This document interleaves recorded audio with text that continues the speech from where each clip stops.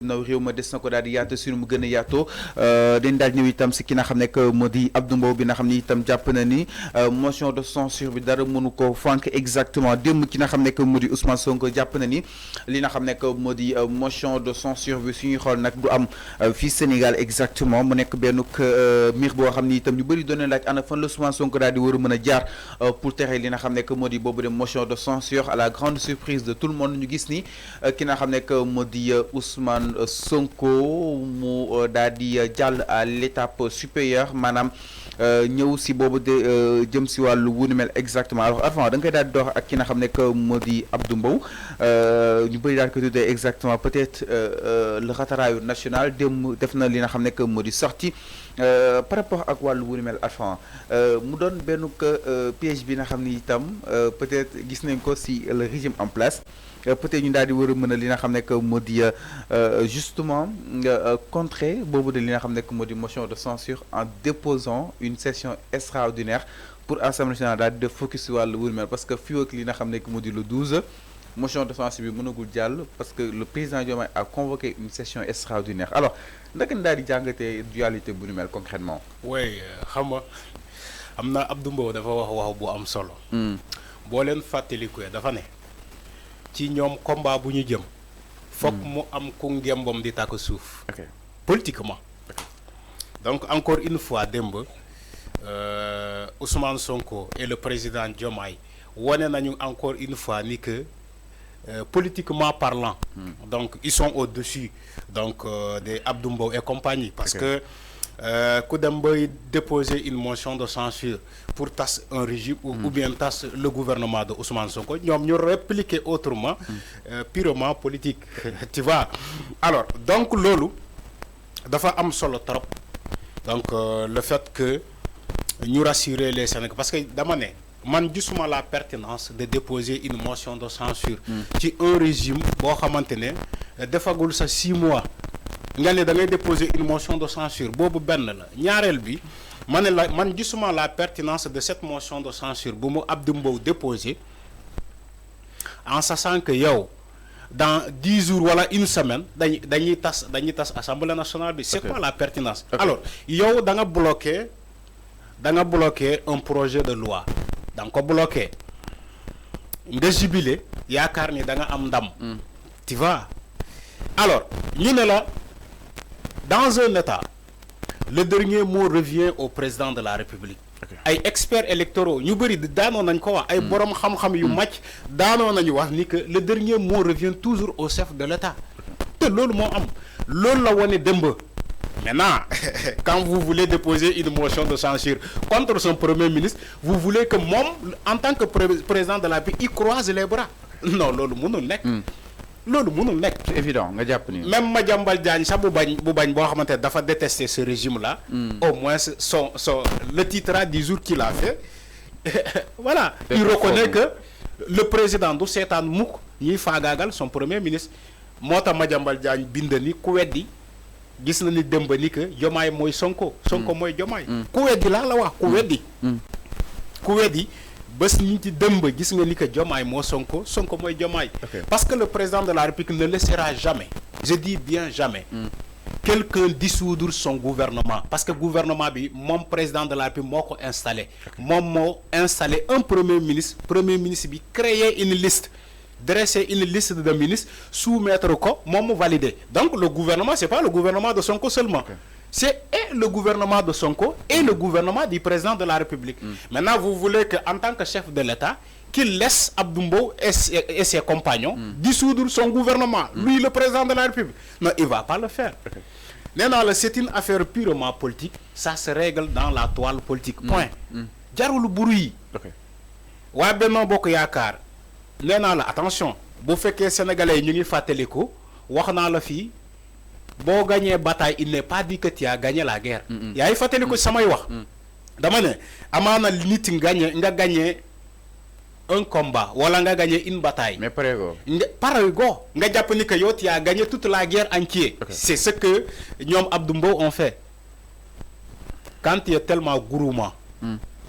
tu vois nga lekk jeexal bool bi ñu yaakaar ni fa nga yem nga réclamer encore benen bol bëgg japp ni que yow suurogoo quand il a rejeté le projet de loi portant sur la suppression de HCCT et de CSE nga gagné la bataille le rejet de la loi sénégalais yi defe ne fa la yem non ñu wane sénégalais ni que ñoom dañoo gën a xiif jamono bii nii ils sont gourmands ñi ne non yemuñu ci loolu sax le rejet de loi mais bii yoon dañuy déposer une motion de censure pour tas gouvernement Diomaye et de Sonko. Ce que vous avez hier ne serait-ce que la réplique d'un acte politique posé par Benno Bokk Yaakaar. Mais attends, c'est la réplique d'un acte politique posé par Benno Bokk Yaakaar. Moo tax ngay gis le président de la République convoqué waat encore la 3e section extraordinaire. C'est la 3e. ba mu convoqué tey jeudi. Pour répliquer l'acte politique posé par Abdou Mbow ci la motion de censure. Alors, nee naa la il reste la semaine prochaine fii ak semaine prochaine dina yemoo ak le 12 septembre tout est calculé c'est des affaires boo xamante ne c'est prémédité c'est-à-dire que ils ont choisi le timing bi la ñu nekk di respecter que ça soit la classe politique de Benno Bokk Yaakaar que ça soit la classe politique de la coalition Diomaye Président aujourd'hui présidée par son excellence Bassirou Diomaye Faye. Ils sont tous dans une clanique politique c'est-à-dire que un timing qui est là ñii xam nañu que le 12 septembre ñoom dinañu dem ñii xam nañu que balaa le 12 septembre bu ñu moytulee ñii dinañu am ci ñoom ndam balaa ñu leen di tas. Donc loolu c'est un combat. C'est un combat politique. Maintenant, qui va gagner ce combat?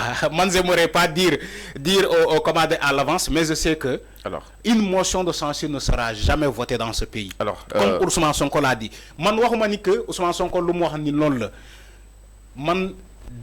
Mais motion de censure moom mooy droit bi gën a capital si li nga xam ne que moo di député yi seen sañ-sañ la exactement pourquoi les mettre justement ces bâtons seen ay roues concrètement dama ne motion de censure loi moo leen ko may l'article 86 moo leen may ñu déposer une motion de censure mais l'article 84 de la Constitution moo may tamit le président de la République mu contrecarrer la motion de censure xamoo leen loolu yëpp ci Constitution lañ ko teg xam nga démb waxoon naa la fii Abdou Mbow ak compagnie ils sont dans leur droit xam nga waxoon naa la ko fii en convoquant l'article 86 de la Constitution ils sont dans leur droit wax naa la ko fii démb alors et aussi le président de la République son excellence Bassirou Diomaye Faye moom tamit mën na répliquer à travers un autre article parce que gis naa fii tey ay yenn kaay di bind ni que la guerre des articles ils ont raison la guerre des articles parce que bu fekkee la classe politique de Benno Bokk Yaakaar ils ont convoqué l'article 86 pour déposer une motion de censure qui est un droit fondamental mais le président de la République il a aussi un autre article pour permettre de répliquer politiquement, moi l'article 84 de la Constitution, qui est un acte réglementaire et régi par les lois. Donc, quel watch fion?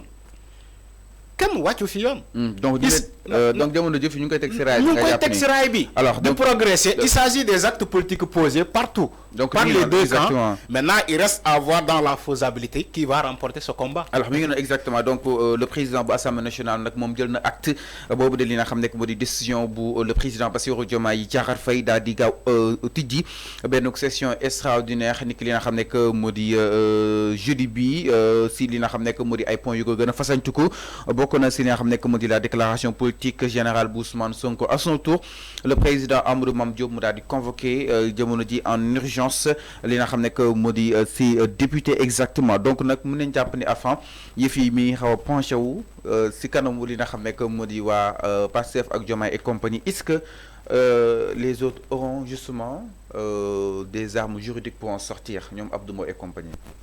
Ouais, mais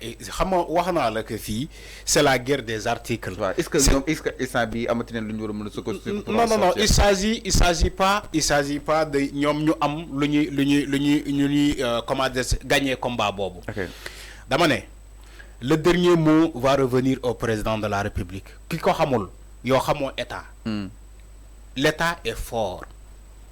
Sëñ bi yàgg naa la fi wax état ngeen fone état Ousmane Sonko la parce que ñiy critiquer état yëpp Ousmane Sonko la ñuy wax te ñoom xamuñu ni que l'entendement de l'état du Sénégal l'entendement d'un état dépasse même largement le cadre du premier ministre. Alors amaana premier ministre benn pàcc la ci état. mais état ci ensemble dans sa globalité dépasse même l'entendement dépasse le premier ministre.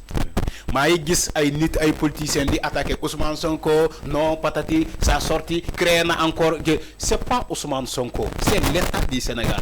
L'état c'est un démembrement. Alors su ma ñëwee ci loolu dama ne même Assemblée nationale c'est l'état y compris dama ne l'état restera encore debout.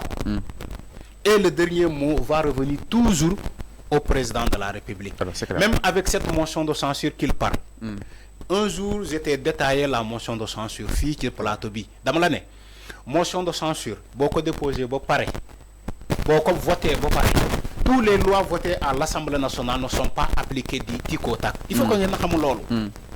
Fallou, tous les lois votées à l'Assemblée nationale ne sont pas appliquées au tic au tac. Alors, c'est clair. Dafa am fu ñu war a jaar. C'est clair. Ba le Conseil constitutionnel par exemple.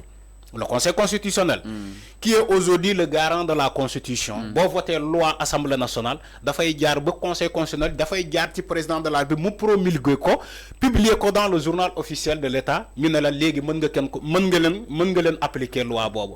Même la motion de censure boo ko déposé ba pare voté ko.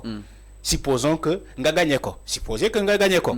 Même boo ko gagné, c'est un acte constitutionnel. La motion de censure est basée sur une loi organique bi reposé ci la constitution mooy l'article 86 de la constitution. Donc c'est déjà une loi la motion de censure. Alors même boo ko voté ba gagné ko on va pas l'appliquer di tic au tac ñu ne Sonko léegi voté nañu ko midi gagné nañu midi 13h léegi 14h Sonko yow léegi da ngay tas sa régime daanu na c'est pas comme ça.